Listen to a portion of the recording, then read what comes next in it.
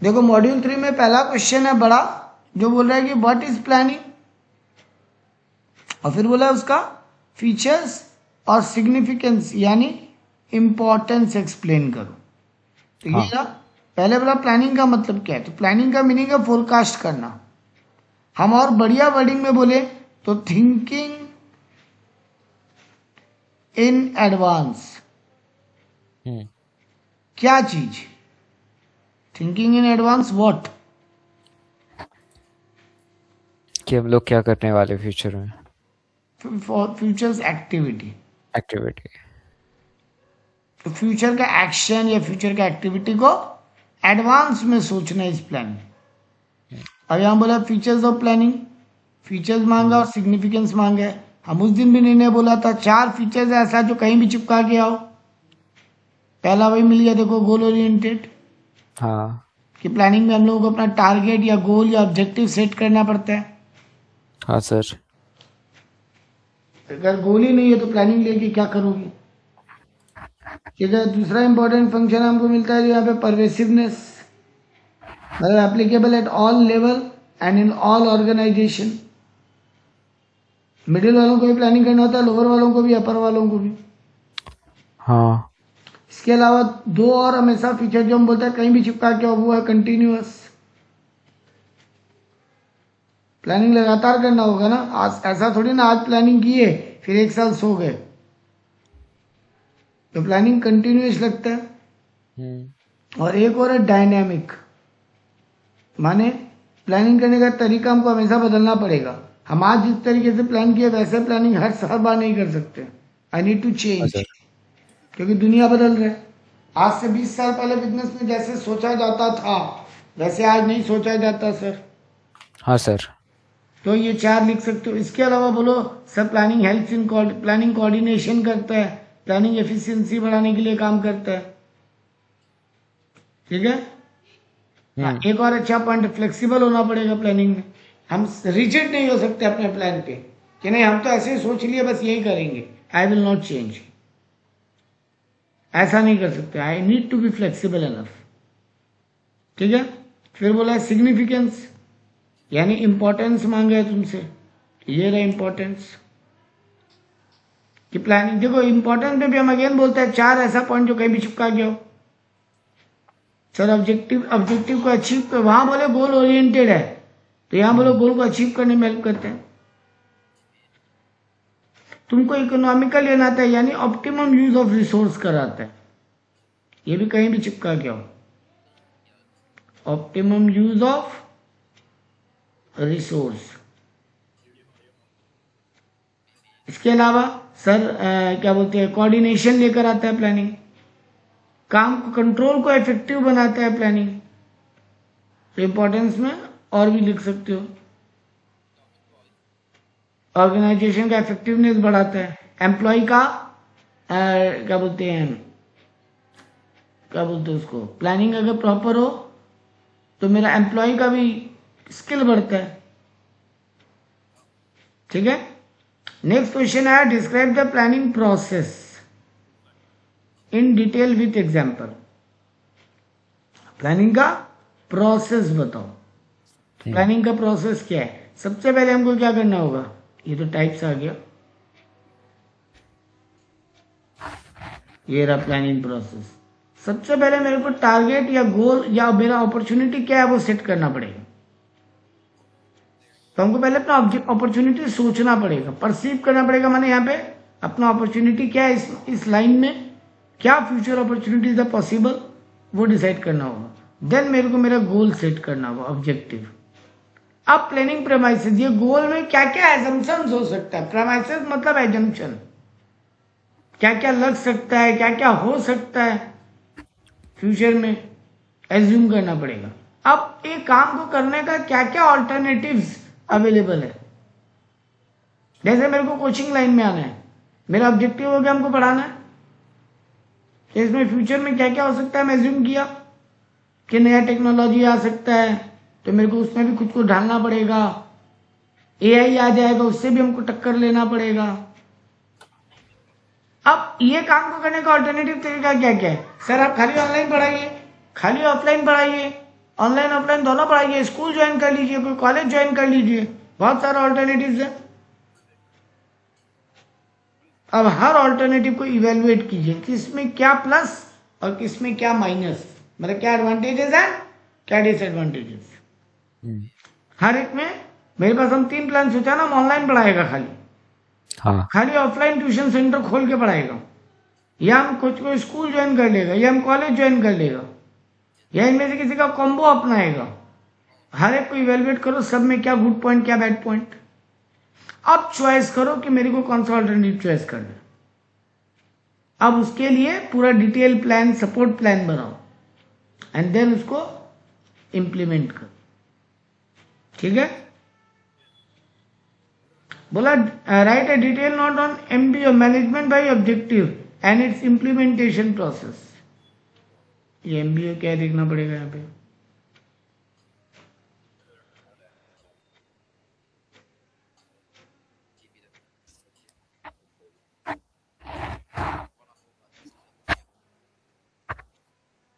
ये यहाँ पे कहीं पे क्यों नहीं मिल रहा है। मैनेजमेंट बाय ऑब्जेक्टिव्स, ये कौन दिया था, ये थ्योरी PF ड्रूकर। ये फर्स्ट MBO को ये थ्योरी यही लेकर आया था ताकि ऑर्गेनाइजेशन का एफिशिएंसी बढ़े। He observe that every manager from the highest to lowest should have a clear objective to pursue. तो MBA प्रोसेस है कि हर लेवल पे तुम्हारा गोल क्या हो, ऑब्जेक्टिव क्या हो, लेवल वाइज। टॉप लेवल का क्या क्या गोल होना चाहिए, मिडिल लेवल का क्या क्या गोल या ऑब्जेक्टिव होना चाहिए, लोअर लेवल का क्या क्या गोल एंड ऑब्जेक्टिव होना चाहिए। हाँ हर सर मैनेजर को अपना ऑर्गेनाइजेशन के हाईएस्ट टू लेवल पे सारे मैनेजर्स हैं, सबको अपना गोल पहले से क्लियर करना पड़ेगा। तो यहाँ गोल सेटिंग का बात हो रहा है level wise, individual manager wise और उनका टीम वाइज। ज्वाइंट गोल भी होने पड़ेंगे, कुछ सिंगल गोल होने पड़ेंगे, कुछ ज्वाइंट गोल होने पड़ेंगे। आपस में उसके लिए कोऑर्डिनेट सेट करना पड़ेगा, सबऑर्डिनेट्स को क्लियर होना चाहिए कि मेरे टीम का क्या गोल है, दूसरे टीम का क्या गोल है। इसका प्रोसेस क्या है, अगेन प्रोसेस सेम है। पहले ऑब्जेक्टिव सेट करो, फिर प्लान डेवलप करो, प्लान को रिव्यू करो और इम्प्लीमेंट करके परफॉर्मेंस को एनालाइज करो। ठीक है, हाँ सर इसका एडवांटेज डिसएडवांटेज।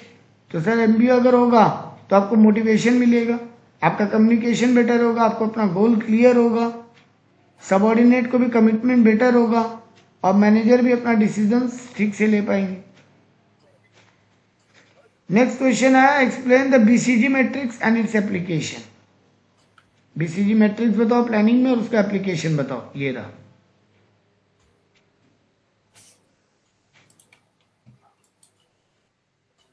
ये स्ट्रेटेजी का पार्ट है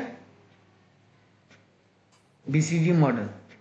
ये कहां से आया था, बोस्टन कंसल्टिंग ग्रुप, इसीलिए इसका नाम BCG है। ठीक है ना, ये बिजनेस को प्लानिंग बना के दिया, बिजनेस का पोर्टफोलियो बनाया। पोर्टफोलियो क्या होता है निर्णय, पोर्टफोलियो तुमको ये बताता है, पोर्टफोलियो का सिंपल मीनिंग होता है एक बास्केट जिसमें बहुत सारा चीज हो।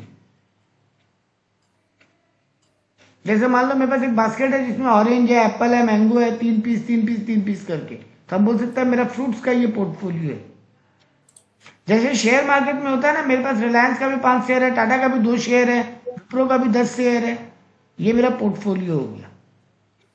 तो यहां पे भी पोर्टफोलियो में डिवाइड किया गया। ठीक है, 4 कैटेगरीज में डिवाइड किया गया। इंडस्ट्री में अट्रैक्टिवनेस के हिसाब से और तुम्हारा पोजीशन क्या है, मतलब ये मार्केट में ये इंडस्ट्री कितना अट्रैक्टिव है। मान लो हम कोचिंग इंस्टीट्यूट खोल रहा है तो कोचिंग इंडस्ट्री अभी कितना अट्रैक्टिव है। हम कोचिंग इंडस्ट्री में काम करते हैं तो कोचिंग इंडस्ट्री कितना अट्रैक्टिव है, खुद में वो इंडस्ट्री कितना अट्रैक्टिव है आज की डेट में, और मेरा उसमें पोजीशन क्या है, मेरा मार्केट में कंट्रोल कितना। मेरे पास इस एरिया में मान लो 100 स्टूडेंट है, उनमें से मेरे पास 30 है, तो मेरा स्ट्रेंथ है 30%। ठीक बात है। इसको ये लोग 4 मॉडल में डिवाइड किया। ये रहा, इधर रखा मार्केट में मेरा शेयर कितना है, और इस तरफ रखा मार्केट कितना, ग्रोथ कितना, मार्केट में अपॉर्चुनिटी कितना है। अगर दोनों हाई है, माने ये मार्केट भी बहुत अट्रैक्टिव है, अभी मार्केट का भी ग्रोथ अभी बहुत शानदार है, जबरदस्त एकदम, और मेरा भी मार्केट शेयर बहुत हाई है, ठीक है ना। अच्छा। तो मेरे को बोला जाएगा स्टार। डिजाइन देखो स्टार, मतलब उस सिचुएशन में मेरे को वहां और अभी इन्वेस्ट करना चाहिए।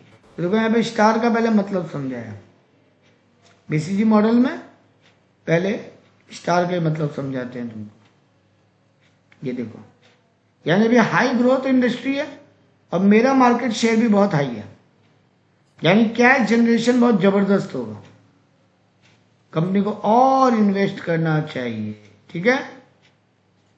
हाँ सर। दूसरा कैटेगरी क्या बन रहा है, सर मार्केट का ग्रोथ रेट बहुत कम है, अब और ग्रोथ का उम्मीद नहीं है, लेकिन आपका शेयर हाई है। मार्केट उतना ग्रोथ ले चुका, अब और ग्रोथ का उम्मीद नहीं है, और कस्टमर नहीं आएंगे इसमें, लेकिन मेरा कंट्रोल बहुत स्ट्रांग है, मेरा पोजीशन बहुत जबरदस्त है, तो कैश काउ बोलते हैं, मतलब प्रॉफिट कमा लो अब जितना कमाना। तो दूसरा बना position cash cow. Cash cow मतलब मोस्ट प्रॉफिटेबल सिचुएशन है अभी। फ्यूचर ग्रोथ उतना आप नहीं है, लेकिन आपका कंट्रोल बहुत जबरदस्त है, तो और इन्वेस्ट मत कीजिए, आप प्रॉफिट कमा के निकलिए यहां से, ठीक है।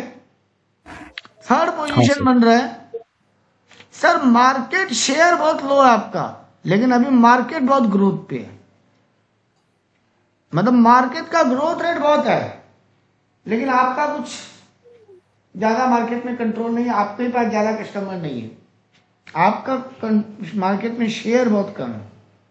इसको बोला गया क्वेश्चन मार्क। क्वेश्चन मार्क मतलब तुमको बहुत ज्यादा ध्यान देना पड़ेगा बिजनेस पे, तुम्हारा मार्केट कंट्रोल बहुत कम है और बाजार बहुत ग्रोथ कर रहा है मतलब बाजार बहुत बढ़िया बट तुम लॉसेस खा रहे हो, ठीक है ना। हाँ सर। तो यानी तुम्हारा अभी तक सक्सेस नहीं आया बाजार में, तो देख के इन्वेस्ट करो। लार्ज अमाउंट का इन्वेस्टमेंट लगेगा, लेकिन देख के करना, कहीं पैसा फंस नहीं जाए। क्वेश्चन मार्क है ना, डाउट है, डाउट। और लास्ट बोला दोनों ही लो है, मतलब बाजार का भी हालत खराब है, इस इंडस्ट्री का कोई ग्रोथ नहीं है, और तुम्हारा भी मार्केट शेयर बर्बाद है, मतलब कुत्ता जैसा हालत है, डॉग जैसा हालत। Low market share compare to competitor, हम मार्केट का ग्रोथ भी स्लो है, मतलब बहुत बुरा हालत है, पूरा नेगेटिव बिजनेस चल रहा है, नेगेटिव एकदम हालत है, और ग्रोथ का कोई उम्मीद नहीं है। यहाँ पे रहना ही बेकार है, यहाँ से निकल जाओ, भले लॉस खा के निकलना पड़े बट निकल जाओ, ठीक है। सब कुछ हाँ खराब। सर। तो ये 4 मॉडल यहाँ पे एक्सप्लेन किए हैं। तो ये था तुम्हारा बीसीजी मॉडल का क्वेश्चन। नेक्स्ट बोला डिफाइन डिसीजन मेकिंग और उसका टाइप्स बताओ। डिसीजन मेकिंग और उसका टाइप्स नीचे है, ये रहा। डिसीजन मेकिंग माने, ये कहां से आया वर्ड, लैटिन वर्ड है डिसाइडियर, विच मीन्स कटिंग ऑफ। तुमको 2 अल्टरनेटिव्स के बीच में कोई एक को चूज करना पड़ेगा, दैट इज डिसीजन मेकिंग। 2 चीजें, एक डिजायरेबल है, नॉन डिजायरेबल है, तुमको एक चूज करना पड़ेगा। ये टर्म कौन दिया, जॉर्ज आर टेरी। सिलेक्शन करना, डिसीजन मेकिंग माने सिलेक्शन करना based on some criteria from 2 और मोर पॉसिबल ऑल्टरनेटिव्स। तुम्हारे सामने 2 या 2 से ज्यादा ऑल्टरनेटिव है, कुछ सिचुएशन है, उस सिचुएशन के हिसाब से तुमको डिसाइड करना है कि तुमको कौन सा ऑल्टरनेटिव चूज करना है, ठीक बात। डिसीजन मेकिंग का फीचर्स क्या होगा, सर यहाँ पे बहुत सारे ऑल्टरनेटिव अवेलेबल होंगे, आपको कंप्लीटली रैशनल होना पड़ेगा, जजमेंटल होना पड़ेगा, गोल ओरिएंटेड हमेशा डिसीजन लोगे यहाँ पे। ये मेंटल और इंटेलेक्चुअल प्रोसेस है, और ये बोलना बहुत आसान है लेकिन बहुत कॉम्प्लेक्स है, क्योंकि ऑल्टरनेटिव में चूज करना बहुत डिफिकल्ट होता है। अब इसमें पूछा टाइप्स, साथ में क्या क्वेश्चन पूछा था, डिसीजन मेकिंग और उसका टाइप्स एंड स्टेप्स दोनों पूछ लिया। ये रहा types and steps. Decision making का क्या क्या टाइप्स है?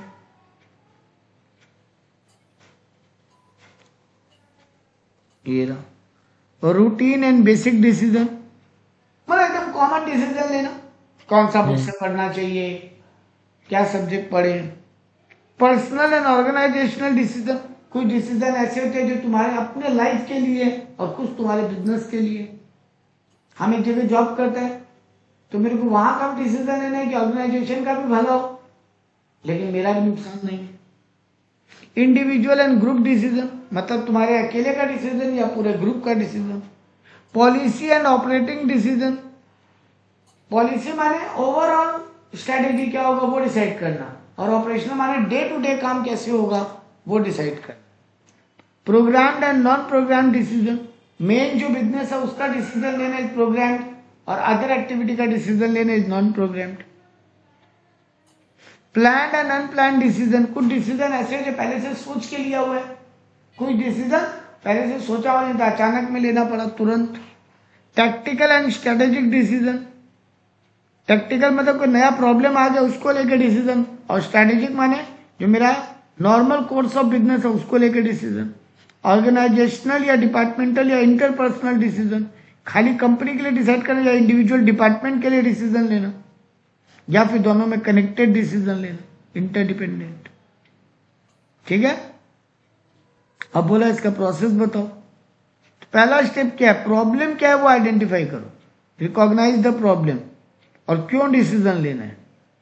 अब मेरा गोल क्या है वो डिसाइड करो, डेटा को इवेल्युएट करो जो तुम्हारे पास अवेलेबल है, लिस्ट बनाओ कि तुम्हारे पास क्या क्या अल्टरनेटिव रास्ते अवेलेबल हैं।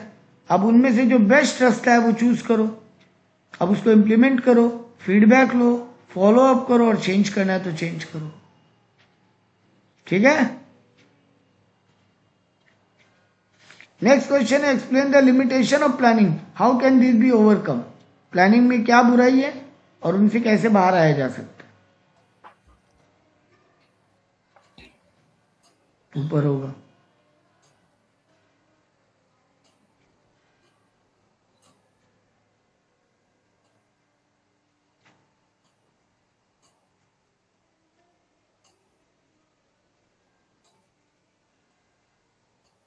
गेरा प्लानिंग में क्या बुराई है sir, planning leads to rigidity, मतलब सर हम लोग एक बार प्लान कर लेते हैं ना फिर हम लोग बार बार चेंज नहीं करना चाहते, जिससे प्रॉब्लम ये होता है कि हम उसी में फंस जाते हैं। Planning may not work in dynamic environment, जहां पे एनवायरमेंट रेगुलरली चेंज हो रहा है, बिजनेस एनवायरमेंट में सोशल पॉलिटिकल लीगल टेक्नोलॉजिकल, वो एनवायरमेंट बार बार चेंज हो रहा है, तो सर आपका प्लानिंग काम नहीं करेगा, आपको फिक्स प्लानिंग कभी भी काम नहीं करेगा। प्लानिंग क्रिएटिविटी कम करता है, हम एक बार प्लान बना लेते हैं सोचना बंद कर देते हैं तो हम क्रिएटिविटी को कम कर देते हैं। प्लानिंग में बहुत पैसा लगता है क्योंकि प्लानिंग एक्सपर्ट से मदद से लिया जाता है, तो एक्सपर्ट तो चार्जेस भी बहुत हाई पे लेंगे। प्लानिंग टाइम कंज्यूमिंग है, कोई भी प्लान या डिसीजन एक बार में नहीं होता, उसमें टाइम भी लगता है। सब planning does not guarantee success, her bar plan करके जो जाए जरूरी थोड़ी ना वैसा ही होगा, एक्सटर्नल फैक्टर चेंज हो गया, तुम जो प्लान किए थे वो सेम टू सेम क्या बोलते हैं एप्लीकेबल नहीं हो पाया। प्लानिंग एक्यूरेट नहीं होते, कई बार तुम प्लान तो एज्यूम करके लेते हो ना ऐसा होगा, तो अब तुम जो सोचे थे वैसा हुआ ही नहीं तो, और कई बार हमारा प्लान खराब हो जाता है एक्सटर्नल फैक्टर के कारण। हम तो ठीक ही प्लान किए थे, मेरा कंपटीटर अपना प्लान बदल दिया, गवर्नमेंट प्लान बदल दिया, अचानक अमेरिका ईरान पे अटैक कर दिया। हम तो कल सुबह के लिए प्लान किए थे कि शेयर मार्केट बढ़ेगा, लेकिन अचानक ईरान पे अमेरिका अटैक कर दिया रात को, मार्केट पूरा घूम गया। तो ये प्लानिंग मेरे कारण फेल नहीं हुआ, आउटसाइड फैक्टर्स के कारण फेल। ठीक है, what are the planning premises, how does affect the planning effectiveness. हम पहले समझाया था प्लानिंग का सेकंड स्टेप जिसको बोलते हैं प्लानिंग प्रेमाइसेस। ये रहा प्लानिंग प्रेमाइसेस, माने चीजों को एज्यूम करना, फोरकास्ट करना कि ये तो ऐसा होगा। कुछ चीजों को हम एज्यूम कर लेते हैं, हम एक्सपेक्ट करते हैं कि एनवायरनमेंट ऐसा बिहेव तो करेगा। मतलब एग्जांपल ले लो, अगर रात को मेरे को न्यूज मिल गया अमेरिका ईरान पे अटैक कर रहा है, तो हम कल सुबह क्या एज्यूम करें, शेयर मार्केट क्या होगा। कल सुबह जब मार्केट खुलेगा तो क्या होगा मार्केट का रिएक्शन? अगर हमको रात को न्यूज मिल जाए अभी कि अमेरिका ईरान पे अटैक कर दिए, तो हम क्या एज्यूम करें कि कल सुबह मार्केट क्या होगा? क्रैश होगा। क्रैश होगा। लॉजिक तुम्हारा भी यही बोला, यही एज्यूम किए ना हम लोग कि एनवायरमेंट ऐसे रिएक्ट तो करेगा। अब नहीं करे वही हमारा तो हो गया ना कि planning guarantee does not guarantee success. लेकिन तुम एज्यूम, तो यही एज्यूम करने का बात हो, क्या तुमको लग रहा है कि बाजार में हो सकता है? अगर हम तुमको बोले कि रिलायंस ना अगला हफ्ता बहुत सॉलिड प्रॉफिट देने वाला, तुम क्या एज्यूम करेगा? बाजार क्या होगा? बढ़ेगा, ग्रोथ आएगा ना। हाँ, तो यही हम लोग एज्यूम करते। कुछ चीजों पे हम लोग कंसिस्टेंटली एक अंदाजा लगाते हैं अपने अंडरस्टैंडिंग के हिसाब से। That is known as flaming premises. आज से 5 साल बाद क्या होगा, 10 साल बाद क्या होगा, 15 साल बाद क्या होगा, देख नहीं ना, ये दुनिया में किसी को पता नहीं है, सब एज्यूम ही तो करते हैं। तो ये हम एज्यूम करके बिजनेस करते हैं। नेक्स्ट क्वेश्चन आया, इसमें एक और क्वेश्चन था कि कैसे planning premises effect planning effectiveness. वो तो हो गया, वो अपने मिस कर गए ये वाला। लिमिटेशन पढ़े बट उनसे ओवरकम नहीं पढ़े। तो लिमिटेशन पढ़े थे लेकिन ओवरकम नहीं पढ़े।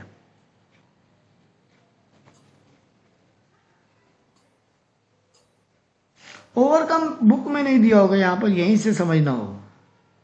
तो देखो, जैसे बोला प्लानिंग रिजिडिटी रखता है, तो हमको रिजिड नहीं होना है, हमको थोड़ा बहुत फ्लेक्सिबल अपने आप को रखना पड़ेगा। डायनामिक एनवायरनमेंट में प्लानिंग बदलता है तो हमको छोटे छोटे प्लान बनाने पड़ेंगे, हम लॉन्ग टर्म प्लान नहीं बना सकते ना।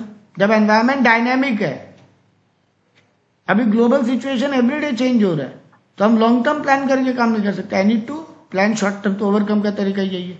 प्लानिंग क्रिएटिविटी को कम करता है, तो इसका ओवरकम करने का तरीका क्या होगा? सर रेगुलर मीटिंग कीजिए, ताकि सबसे डिस्कस कीजिए, ताकि आपको क्रिएटिव आइडियाज है। प्लानिंग इन्वॉल्व ह्यूज कॉस्ट, तो आप पहले से प्लान करके रखिए आपका मैक्सिमम बजट कितना है, उसी हिसाब से एक्सपर्ट हायर कीजिए जो उस बजट में फिट होते हो। प्लानिंग टाइम कंज्यूमिंग है, तो मीटिंग रेगुलर कीजिए ताकि टाइम कम लगे। ठीक है ना। तो ये सब हो गया ओवरकम करने का तरीका। प्रोविजन बना के रखिए कि अगर खराब हुआ तो कैसे ठीक करेंगे, उसके लिए भी प्लान सोच के रखिए। नेक्स्ट है compare strategic, tactical and operational planning. तीनों का डिफरेंस बिटवीन पूछा है, ये टाइप्स ऑफ प्लान में मिलेगा।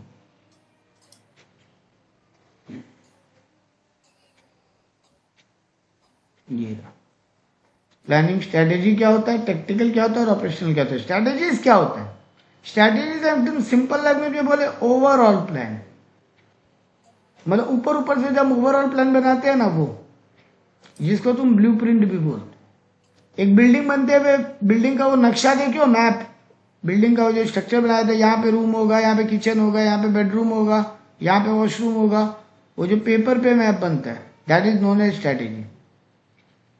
हम क्या क्या एक्शन ले सकते हैं थोड़ा थोड़ा ऊपर ऊपर से सोच रहे हैं। ये ऑर्गेनाइजेशन का एक तरीके से मिशन हो गया। नेक्स्ट 2 या 3 या 5 ईयर में हम कहाँ पहुंचना चाहते हैं, ये मेरा स्ट्रैटेजी है। मेरा स्ट्रैटेजी है कि सेल बढ़े। अब कैसे बढ़ेगा वो डिटेल प्लान होगा। ये कौन बनाता है स्ट्रैटेजीज? टॉप लेवल वाले। अब आया tactical plan. Tactical plan consider with lower level unit. Her division का जो लोअर लेवल यूनिट होता है, वो जो प्लानिंग बनाता है, that is not a tactical planning. Lower level पे जो इंचार्ज है वो जो प्लान बनाते। स्ट्रैटेजी जो ऊपर वाले बना के दे दिए, उसको इंप्लीमेंट कैसे करें, that is known a tactical planning. Implementation का जो प्लान है, that is known as tactical planning. ये जनरली 1 ईयर का या उससे कम का होता है, क्योंकि ये बहुत शॉर्ट टर्म के लिए बनता है। एंड लास्ट आया ऑपरेशनल। तो ये क्या हो गया, डे टू डे काम कैसे होगा। हर डिपार्टमेंट जो अपने अपने लिए प्लान बनाते हैं। तुम्हें कुछ सेल बढ़ाना है तो सेल कैसे बढ़ेगा, डे टू डे काम क्या होगा, कितना यूनिट प्रोड्यूस कम से कम करना पड़ेगा, कैसे हम एडवर्टीजमेंट करना है कि कम से कम इतना सेल तो हो जाए। ये हो गया डे टू डे ऑपरेशन का बात। ठीक है। ये कौन बनाता है? जनरली सुपरवाइजर लोग या टीम लीडर लोग। ठीक है। ये सिंगल यूज प्लान है ज्यादातर, या कई बार स्टैंडिंग भी हो जाता है। सिंगल यूज और स्टैंडिंग क्या होता है नीना? सिंगल यूज यानी वो प्लान जो मैं एक बार बनाया बस एक ही बार इंप्लीमेंट होगा, अगली बार फिर नया बनाओ। और स्टैंडिंग प्लान हाँ। मतलब जो प्लान कंटिन्यू रहे। तो ये सिंगल भी है और स्टैंडिंग भी है। कुछ कुछ जगह प्लान बदलने पड़ते हैं हमको हर बार ऑपरेशंस के। जैसे आर्मी में सेम टाइप का ऑपरेशन कभी नहीं होता, क्योंकि मेरा जो एनिमी कंट्री है वो समझ जाएगा ना हम क्या प्लान करेंगे, तो मेरा ऑपरेशन प्लान अलग होगा। लेकिन तेरा एविएशन में जब तक ये इमरजेंसी ना आए हर बार प्लान सेम ही रखोगे ना। Describe the school of decision making, हम पहले बता चुका। Write the role of planning in organising success, importance बता चुका। ठीक है ना? अब आ जाओ इनके लॉन्ग क्वेश्चन पे। तो यही लॉन्ग ही था, पहले आ जाओ इनके शॉर्ट क्वेश्चन के ऊपर।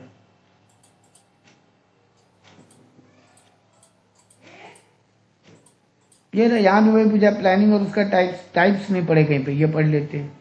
स्टेप्स पढ़ लिए, सिग्निफिकेंस लिमिटेशन पढ़ लिए, प्लानिंग प्रेमाइसेस पढ़ लिए, स्ट्रैटेजी पढ़ लिए, पीसीजी मैट्रिक्स पढ़ लिए, एमबीओ पढ़ लिए, डिसीजन मेकिंग का मीनिंग और प्रोसेस पढ़ लिए, टाइप्स ऑफ डिसीजन मेकिंग पढ़ लिए।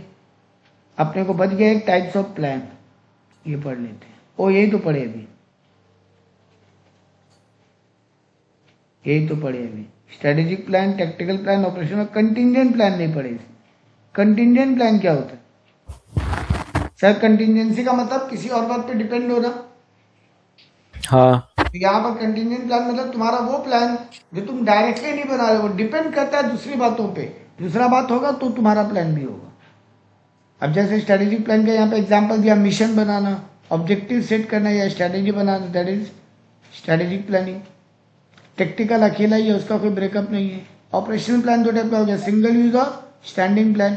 सिंगल यूज में जैसे बोला प्रोग्राम या बजट, बजट हर साल नया बनता है ना, तो बजट हो गया सिंगल यूज प्लान। या प्रोग्राम, Single use। हमारे स्कूल में एनुअल फंक्शन जो इस बार होगा अगली बार वैसे ही एनुअल फंक्शन होगा क्या? सेम।